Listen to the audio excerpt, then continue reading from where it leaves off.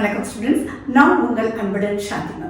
NEET 2025 chemistry 30 days plan சீரீஸில் நம்ம இன்னைக்கு பார்க்குறது ரொம்ப இம்பார்ட்டண்டான topic from physical chemistry, limiting reagent. So இந்த லிமிட்டிங் ரியேஜென்ட்னா என்ன அப்படிங்கிறத பார்க்கறதுக்கு முன்னாடி ஒரு அருமையான ஒரு எக்ஸாம்பிளை பார்த்துடலாம். என் கையில் பார்த்தீங்கன்னா சில பால்ஸ் இருக்குது. ஒன்று ரெட் கலர் பால்ஸு, அப்புறம் ஒயிட் கலர் பால்ஸு நிறைய என் கையில் இருக்குது. இப்போ இந்த ரெட் கலர் பால்ஸை வந்து நீங்கள் ஆக்சிஜன் ஆட்டமாக நினச்சிக்கோங்க, ஒயிட் கலர் பால்ஸை வந்து ஹைட்ரஜன் ஆட்டமாக நினச்சிக்கோங்க. நான் இப்போ இந்த பால்ஸை யூஸ் பண்ணி ஒரு வாட்டர் மாலிகுலை நான் ஃபார்ம் பண்ண போகிறேன். நமக்கு தெரியும் ஆக்சிஜனுடைய பேலன்ஸு 2, அதனால 2 ஹைட்ரஜன் ஆட்டத்தை நான் கனெக்ட் பண்ணி ஒரு அழகான வாட்டர் மாலிகுலை ஃபார்ம் பண்ணிட்டேன். இப்போ எனக்கு ஆசையாக இருக்குது இன்னொரு வாட்டர் மாலிகுலையும் ஃபார்ம் பண்ணணும் அப்படின்ட்டு. ஸோ அதுக்கு நான் என் கையில் பார்த்தீங்கன்னா 2 ஹைட்ரஜன் ஆட்டம், அதாவது ஒயிட் பால்ஸ் மட்டும்தான் இருக்குது, ஒரு ஆக்சிஜன் ஆட்டம் மிஸ்ஸிங். அப்போது என்னால் நான் நினைக்கிற வாட்டர் மாலிகுலை ஃபார்ம் பண்ண முடியல. இப்போ நீங்களே சொல்லுங்கள், எது எக்ஸஸாக இருக்குது, எது லெஸ்ஸாக இருக்குது அப்படின்னு சொல்லிட்டு. ஸோ எக்ஸஸாக இருக்கிறது ஹைட்ரஜன் ஆட்டம், இதில் லெஸ்ஸாக இருக்கிறது ஆக்சிஜன் ஆட்டம். அந்த லெஸ்ஸாக இருக்குது இல்லையா, அதுதான் லிமிட்டட் ஒரு ரியாக்ஷன் நடக்க முடியாமல் போகிறத லிமிட் பண்ணுது. அதனால அதை தான் நம்ம வந்து லிமிட்டிங் ரியேஜென்ட் சொல்லிட்டு நம்ம சொல்லுறோம். லிமிட்டிங் ரியேஜென்ட்டை பற்றி நமக்கு நிறைய நியூமெரிக்கல்ஸ் எக்ஸாமில் வரும். இப்போ எந்த விதமான நியூமெரிக்கல்ஸ் லிமிட்டிங் ரியேஜென்ட்டை பற்றி உங்களுக்கு கேட்டுட்டாங்கன்னு வச்சுக்கோங்க. இப்போ ஒரு ப்ராப்ளம் கொடுத்து எது வந்து எக்ஸஸாக இருக்குது, எது வந்து லிமிட்டிங் ரியேஜென்ட் கண்டுபிடிங்க அப்படின்னு சொல்லிட்டாங்கன்னு வச்சுக்கோங்க. எந்த கவலையும் வேண்டாம், நீங்கள் எதை பற்றியும் யோசிக்க வேண்டாம். ஒரு சின்ன டிப்ஸை சொல்கிறேன். இந்த ரெண்டு ஸ்டெப்ஸ் மட்டும் உங்களுக்கு போதும். ஒன்று, ஃபைண்ட் மாஸ். என்ன கொடுத்துருந்தாலும் அதுக்கு மாஸை கண்டுபிடிங்க. அதுக்கு அடுத்தது ரிலேட் டு ஸ்டோக்கியோமெட்ரி. ஸ்டோக்கியோமெட்ரினா என்ன அப்படின்னு சொன்னீங்கன்னா, நீங்களாகவே அவங்க கொடுத்தாலும் கொடுக்கலாட்டியும் நீங்கள் வந்து அந்த ரியாக்ஷனை எழுதணும். அந்த கெமிக்கல் ரியாக்ஷன் நீங்கள் எழுதிட்டு அதை மூலம் வந்து நம்ம வந்து ரிலேட் பண்ணி அது மூலமாக நம்ம கால்குலேஷனை கண்டுபிடிக்கிறது தான் ஸ்டோக்கியோமெட்ரி. அதுக்கான சில எக்ஸாம்பிள் இங்கே வந்து பார்த்துருவோம். இந்த எக்ஸாம்பிள் பார்த்து சின்ன example, A + B2 gives AB2. இப்படி ஒரு ரியாக்ஷன் இருக்குது. ஸோ இதனுடைய ரேஷியோ பார்த்தீங்கன்னா 1 மோல், அதாவது ஒரு ஆக்சிஜன் ஒரு A, அப்புறம் இது வந்து மாலிகுலர் இருக்குது இல்லையா, B2. ஸோ 1. ஸோ 1:1 அப்படின்னு சொல்லிட்டு நம்ம ரேஷியோ வந்து நம்ம சொல்லிடலாம்.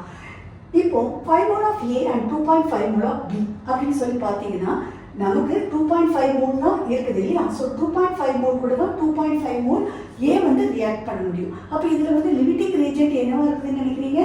B தான் லிமிட்டிங் ரியேஜென்ட். எது கம்மியாக இருக்குதோ அதுதான் நமக்கு லிமிட்டிங் ரியேஜென்ட், எது ஜாஸ்தியாக இருக்குதோ அது எக்ஸஸ் ரியேஜென்ட். எக்ஸஸ் ரியேஜென்ட் நமக்கு தேவை கிடையாது, லிமிட்டிங் ரியேஜென்ட் மட்டும் தான் நம்ம கண்டுபிடிக்கிறோம். ஸோ எது கம்மியாக இருக்குது அப்படின்னு சொல்லிட்டு நம்ம கண்டுபிடிக்கிறது. இப்போ அடுத்த எக்ஸாம்பிளுக்கு 2 பாருங்க. 3 grams of hydrogen reacts with 29 grams of oxygen to form water. Find the limiting reagent. பொதுவாக நமக்கு வந்து எக்ஸாமில் இந்த மாதிரி தான் வரும். ஸோ இப்படி ஒரு ரியாக்ஷன்ஸ், இப்படி ஒரு ஃபார்முலா, ஒரு உங்களுக்கு ஒரு நியூமெரிக்கல் கேட்டுட்டாங்கன்னு வச்சுக்கோங்க. ஃபர்ஸ்ட்டு நீங்கள் செய்ய வேண்டியது, சில நேரத்தில் அவங்க கெமிக்கல் ரியாக்ஷன்ஸ் கொடுக்கலாம், சில நேரத்தில் நீங்களே கண்டுபிடிக்க வேண்டியிருக்கும். ஸோ அப்படிப்பட்ட நேரத்தில் ஃபர்ஸ்ட்டு கம்ப்ளீட் பேலன்ஸ்டு ரியாக்ஷனை வந்து நீங்கள் எழுதிடணும். இப்போ நீங்கள் எழுதின பிறகு நான் சொன்ன மாதிரி நீங்கள் என்ன கண்டுபிடிக்க போகிறீங்க? ஃபர்ஸ்ட்டு ஃபைண்ட் மாஸை வந்து கண்டுபிடிக்க போகிறீங்க. எப்படி நீங்கள் மாஸை கண்டுபிடிக்க போகிறீங்க அப்படின்னு சொன்னீங்கன்னா, இங்கே வந்து அந்த இதில் பார்த்தீங்கன்னா அவங்களே மோல் கொடுத்துட்டாங்க. ஸோ மோலுக்கு வந்து உங்களுக்கு மோலார் மாசம் தெரிஞ்சிருக்கணும் இல்லையா. பட் அவங்களே மூளை கொடுத்துட்டனால உங்களுக்கு பிரச்சனை கிடையாது. பட் இங்கே நீங்கள் என்ன பண்ணணும்னா மோலார் மாசை நம்ம கண்டுபிடிக்கிறோம். ஸோ நான் திருப்பி பழையபடி அந்த ரியாக்ஷனை எழுதுறேன். 2 ஹைட்ரஜன் + ஆக்சிஜன் gives 2H2O. நமக்கு ஹைட்ரஜனுடைய ஹைட்ரஜனுடைய அட்டாமிக் மாஸ் தெரியும் 1. இங்கே வந்து ஹைட்ரஜன் வந்து மாலிகுலாக இருக்குது, ஆக்சிஜனும் மாலிகுலாக இருக்குது. அப்போது ஒரு மாலிகுலுடைய அட்டாமிக் மாஸ் எவ்வளவு? 2 இல்லையா. ஹைட்ரஜனுக்கு 2U. அப்போ இங்கே பாருங்க 2 ஹைட்ரஜன், அப்போ இங்கே பாருங்க 2 ஹைட்ரஜன் நமக்கு மாலிகுல் இருக்குது. So 4 gram. இது என்னது? Molar mass. இப்போ ஆக்சிஜனுடைய இதை பாருங்க, ஆக்சிஜனுக்கு அட்டாமிக் மாஸ் வந்து ஆக்சிஜன் மாலிகுலாக இருக்குது, ஒரு அட்டாமிக் மாஸ் வந்து 16 கிராம். இங்கே நமக்கு அப்போ 32 கிராம்.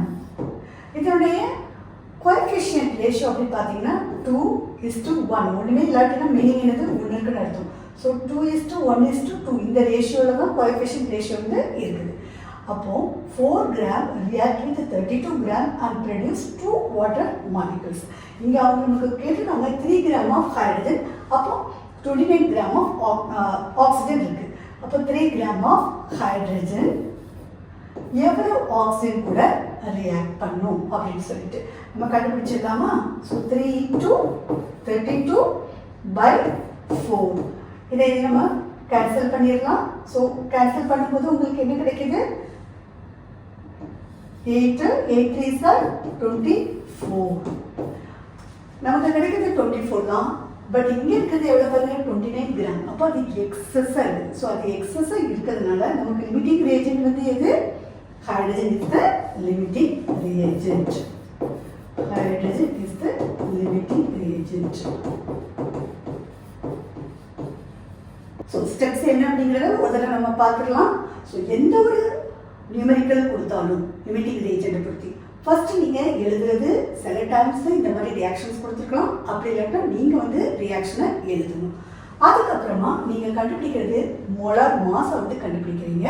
அதுக்கப்புறம் ரிலேட்டிவ் ஸ்டோக்கியோமெட்ரி.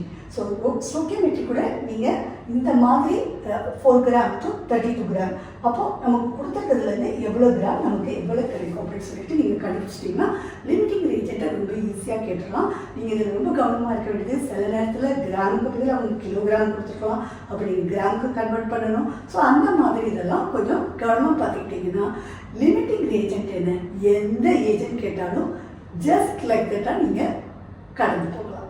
தேங்க்ஸ் ஃபார் வாட்சிங்.